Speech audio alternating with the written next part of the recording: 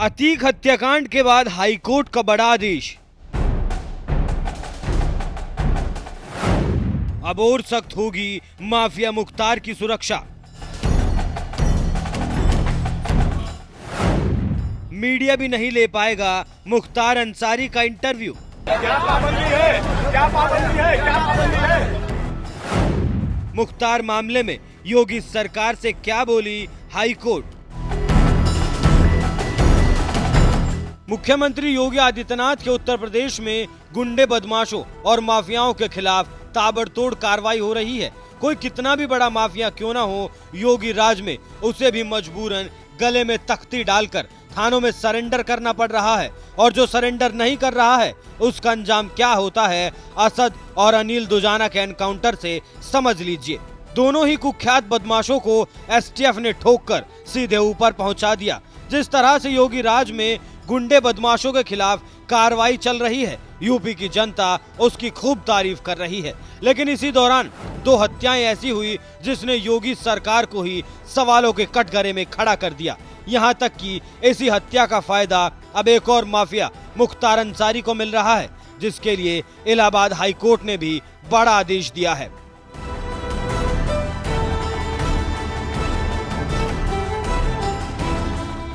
जिस माफिया मुख्तार अंसारी को कभी मायावती की पार्टी चुनाव लड़वाया करती थी, वही मुख्तार अंसारी आज योगी राज में जेल की सलाखों के पीछे रहने को मजबूर है। क्योंकि सीएम योगी आदित्यनाथ ने तो पहले ही कह दिया था कि गुंडे बदमाशों और माफियाओं के खिलाफ उनकी सरकार जीरो टॉलरेंस की नीति पर काम करेगी। यही वजह है कि आज बड़े से बड़े गैंगस्टर को कहीं भी एनकाउंटर में मार दिया जाता है तो कहीं उसकी अवैध संपत्तियों पर बुलडोजर चलते नजर आते हैं। आज यूपी नो कर्फ्यू, नो दंगा। यूपी में सब और चंगा। नो कर्फ्यू, नो दंगा। यूपी में सब चंगा। रंगदारी ना फिरौती। अब यूपी नहीं है किसी की बपौती। माफिया अपराधी हो गए अतीत।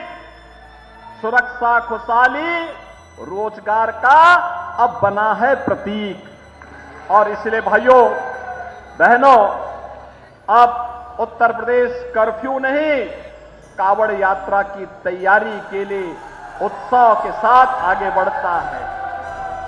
अब उपद्रव नहीं, उत्साह हमारी पहचान है। अब माफिया नहीं, महोत्सव हमारी पहचान है।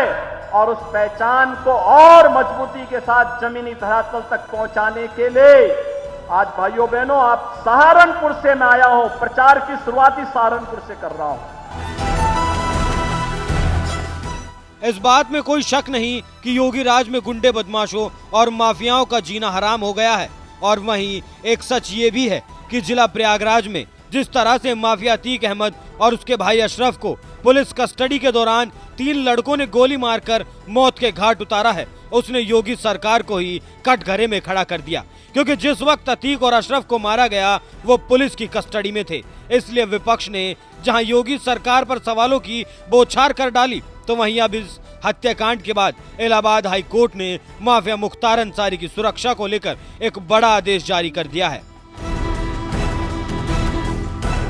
दरअसल माफिया मुख्तार अंसारी की पत्नी अफसा अंसारी की ओर से साल 2021 में दायर की गई एक याचिका पर सुनवाई के दौरान इलाहाबाद हाईकोर्ट ने यूपी के पुलिस महानिदेशक यानी डीजीपी समेत सभी संबंधित अधिकारियों से कहा है कि मुख्तार अंसारी को एक जेल से दूसरी जेल में शिफ्ट करते समय और किसी अदालत में पेश करते समय रास्ते में या किसी अन्य जगह उन्हें पूरी सुरक्षा दी जाए।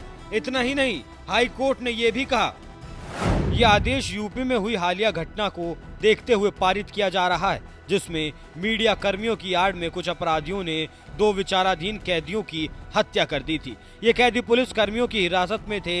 इनके मामले शीर्ष कोर्ट के सामने पेंडिंग थे। हालांकि हम आरोपी व्यक्तियों के इंटरव्यू लेने वाली मीडिया के खिलाफ नहीं हैं, लेकिन हाल के प्रकरण को देखते हुए यह प्रतिबंध विचाराधीन कैदियों की सेफ्टी और सिक्योरिटी के लिए उनके हित में होगा। माफिया मुख्तार अंसारी की सुरक्षा को लेकर इलाहाबाद हाईकोर्ट की आई ये टिप्पणी बता रही है कि 15 अप्रैल को मारे गए माफिया अतीक अहमद और अशरफ की इस घटना का कितना बड़ा असर हुआ है। अब हाईकोर्ट भी माफिया की सुरक्षा को लेकर चिंता जता रही है।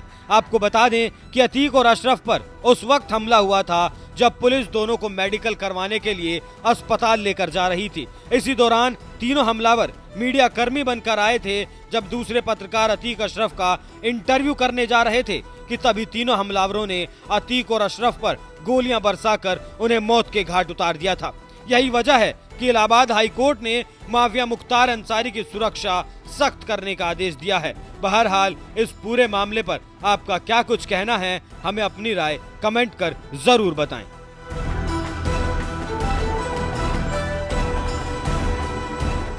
आज पश्चिमी उत्तर प्रदेश में कर्फ्यू नहीं लगता।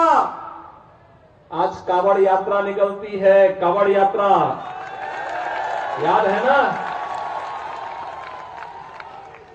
आज कर्फ्यू नहीं,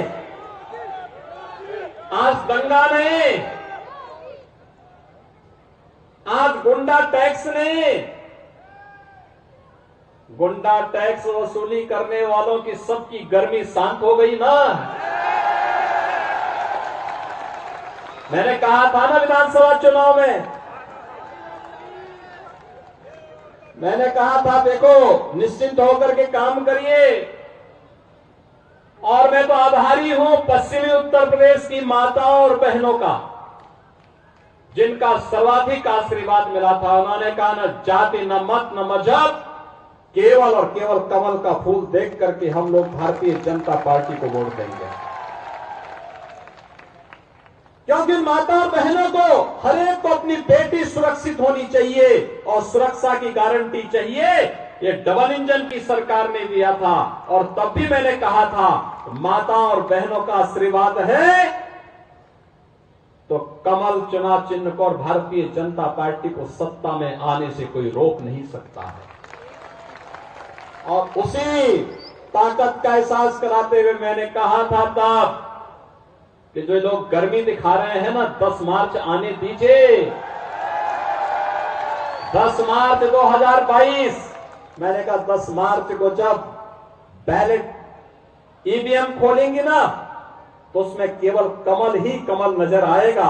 और भाइयों बहनों, फिर से प्रदेश के अंदर आपके आशीर्वाद से सरकार बनी।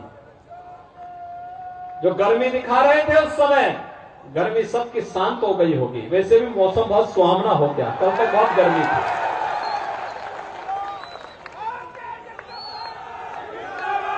गुंडा टैक्स वसूली करने वाले कहां चले गए कोई पता ही नहीं। कोई उनके लिए 2 बूंद आंसू बहाने वाला